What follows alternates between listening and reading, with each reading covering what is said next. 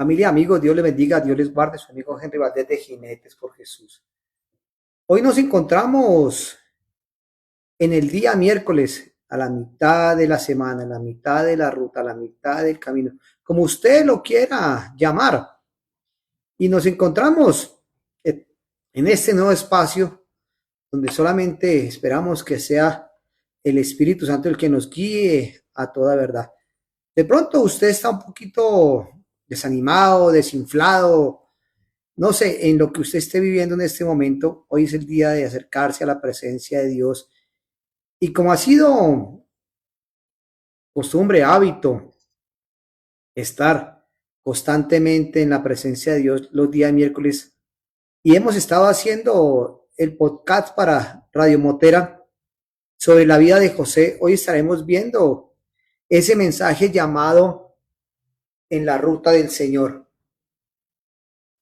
José, soberanía, providencia y fidelidad, y donde estaremos viendo la presencia del Señor a través de su palabra y donde Él nos estará guiando a toda verdad. Y como estuvimos viendo en esta ruta, hoy estaremos viendo el capítulo 50 de Génesis, donde nos habla de que como lo adverso de la vida, la dificultad de la vida, Dios lo utiliza para bien. Y podemos ver que en la historia de José pasó de ser envidiado por sus hermanos, de ser un hombre soñador, aún de donde su papá le dijo, entonces tengo que humillarme delante de usted, donde el papá no entendió el sueño y la visión que Dios tenía para su hijo, y lo llevó a consecuencias y a dificultades adversas, pero él nunca dejó de soñar lo que Dios le mostró, aunque él no lo entendió en ese momento. Al final de este capítulo 50 del libro de Génesis, versículo 20, dice que lo leo a su favor. Vosotros pensasteis mal contra mí, mas Dios lo encaminó para bien. Entonces le oramos al Espíritu Santo que sea el que nos guíe con esta palabra, que nos guíe con este mensaje y que sea Él mismo obrando en cada corazón para que de acuerdo a lo que usted esté viendo en este pico de semana, en esta ruta de la semana, todavía nos queda tiempo para seguir avanzando. Y que usted pueda pensar, mis amigos y hermanos, de que como al recorrer una ruta, llámese en un caballo, en un carro, en una moto, o aún en una caminata con los amigos en medio del campo, se oscurece, hay baches, hay tormentas, hay caminos cerrados que no entendemos.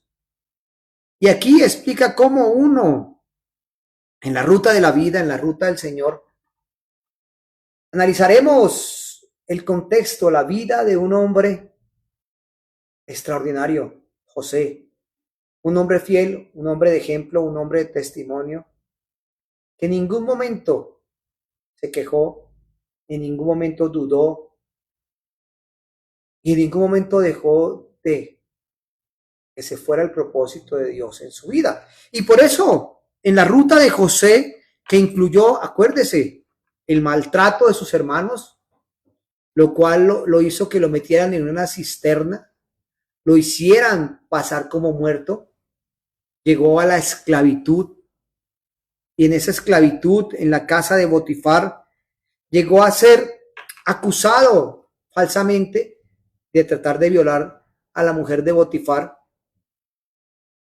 y por ende terminó ¿qué? En la cárcel. Pero si usted estudió esta ruta del Señor a través de los podcasts que explicamos, decía que Dios siempre estaba con José y era un varón prosperado, que la gracia de Dios estaba siempre donde iba José, y que aunque pasó por todas esas dificultades, el destino final estaba diseñado por el Señor. Dice que primero pasó, o la primera parada de ese recorrido de José fue el pozo y la traición.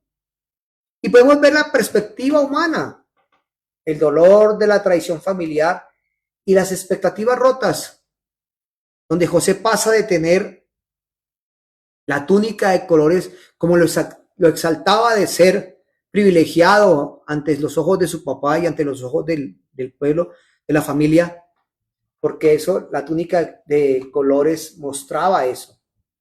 Ahí es llevado donde sus hermanos le quitan la túnica, es despojado de ella y lo llevan al pozo de la desesperación, metido en una cisterna, burlado, maltratado y ultrajado por sus hermanos.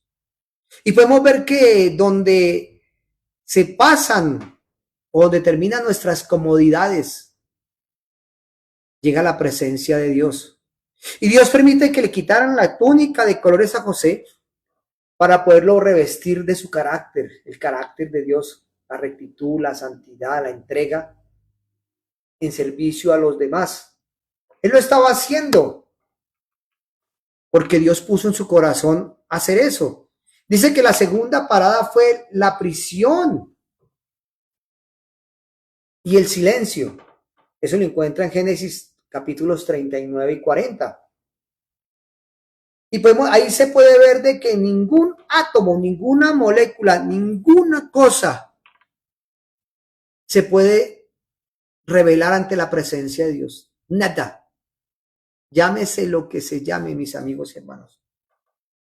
Ni la célula cancerígena más complicada, ni la célula más difícil, la molécula más pequeña, tiene que sujetarse a las reglas de Dios. Y todo está bajo la soberanía de Dios. Y podemos ver que Dios tiene el control de todo. Y en la cárcel Jehová estaba con José, nos dice la Biblia. Y el silencio de Dios no es la ausencia de Dios. Es el taller o donde Dios está trabajando, está perfeccionando nuestra fe.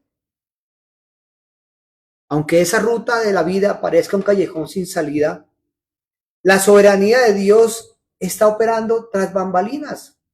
Y ahí podemos ver, mis amigos, hermanos, que como digo, yo no sé qué está viviendo usted hoy miércoles. Y piensa que no va a llegar el día de mañana porque usted ve el camino oscuro. Pero tenga en cuenta que siempre después de una noche oscura va a amanecer. Pueda que llueva, truene, relampaguee en esa noche oscura. Siempre va a pasar la tormenta y viene la bonanza de un nuevo día. Y aquí encontramos la parada 3 de José, el palacio y el propósito. Ese era el destino de la ruta final de José. Eso lo encuentra en el libro de Génesis capítulo 1, 41 al 45. Y aquí vemos que José, estando en la cárcel, sin motivo alguno para estar pagando una condena, donde fue inculpado y fue un hombre inocente, donde él dice que Dios estaba con él en la cárcel. Aún el director de la cárcel, en este caso, puso a administrar a José a la cárcel. Era un preso con privilegios. Dice, porque Dios estaba con José. Él tiene la oportunidad de revelarle los sueños al panadero y al copero. Y él le dice a cada uno cuál sería su destino de acuerdo a la revelación que le dio su sueño. El panadero sería ahorcado, sería culpable de lo que estaba viviendo y por ende muerto. Y el copero sería restituido a los 3 días nuevamente su trabajo y volvería a trabajar en el palacio del faraón. Y José le dice al copero, no te olvides de mí. Y por eso para nosotros es fácil cuando buscamos la ayuda humana siempre nos va a abandonar. Llámese papá, mamá, hermanos, amigos, jefes, lo que sea. Siempre la ayuda humana va a quedar a mitad de camino o sin iniciar la colaboración. Dice que el copero se olvidó de José. Pasaron 2 años más de José en la cárcel, el copero en el palacio del faraón. Nos cuenta de que el faraón tuvo 2 sueños, las espigas doradas y las vacas flacas y las vacas gordas. Ese fue el sueño de José. José tiene ese sueño, el faraón tiene ese sueño, y el faraón no encuentra en ninguno de los sabios y de las personas más versadas en Egipto, ninguno le pudo descifrar ese sueño. Entonces el copero escucha esa conversación, dice, en la cárcel mientras que yo estuve, había un hombre hebreo que tiene el don de Dios de discernir los sueños. Entonces el faraón manda llamar a José. José le revela al faraón el significado de los sueños, y de acuerdo a lo que vivió la gracia de Dios en José, José le dice al faraón, búsquese un hombre de los sabios de Egipto que pueda administrar los tiempos de abundancia para que los tiempos de escasez el pueblo de Egipto no aguante hambre, porque se venía una hambruna tremenda en ese momento. Y por eso se nos llama siempre de que la gracia de Dios esté con nosotros. Y dice, el faraón dice, pero ¿dónde encontraré un hombre que tenga el poder de Dios encima? Y ahí donde el faraón exalta a José, eso lo encuentra usted en el capítulo de Génesis 41 al 45, y José es elevado a gobernador o a vicepresidente de Egipto. Y Dios lo permite que esté en ese sitio, no para la gloria de José, sino para la preservación del remanente de Israel, de 70 personas que iban a pasar hambruna en ese momento en la tierra. Y Dios usa las crisis globales para cumplir sus promesas eternas. Todo lo que está sucediendo en estos momentos en la tierra es para la gloria de Dios. Y aquí el mensaje importante es que Dios te posesiona para que seas de bendición a los que te bendicen, y aún a los que te maldicen, y aún a los que te lastiman, y aún a los que te hieren. Y el punto más elevado de este Génesis 50-20 es cuando José tiene la confrontación con sus hermanos. Eso lo explicamos en el podcast de esta mañana, día miércoles en Radio Motera, donde cómo a través de la dificultad empieza a pasar hambre en la tierra. Jacob manda a sus hijos, a sus 10 hijos, a buscar alimento a Egipto. José los reconoce, ellos no lo reconocen. Y José los confronta en el diálogo que está haciendo. Sin llegar a juzgar y a condenar a sus hermanos, les está hablando. Ellos caen en cuenta de que su conciencia los está acusando. Estamos pagando lo malo que hicimos. ¿Cómo fuimos con nuestro hermano? Porque ellos tuvieron que llegar a donde su papá Jacob y decirle, este hombre gobernador en Egipto nos pide que llevemos a nuestro hermano menor. En este caso, Benjamín era hermano completo de madre con José.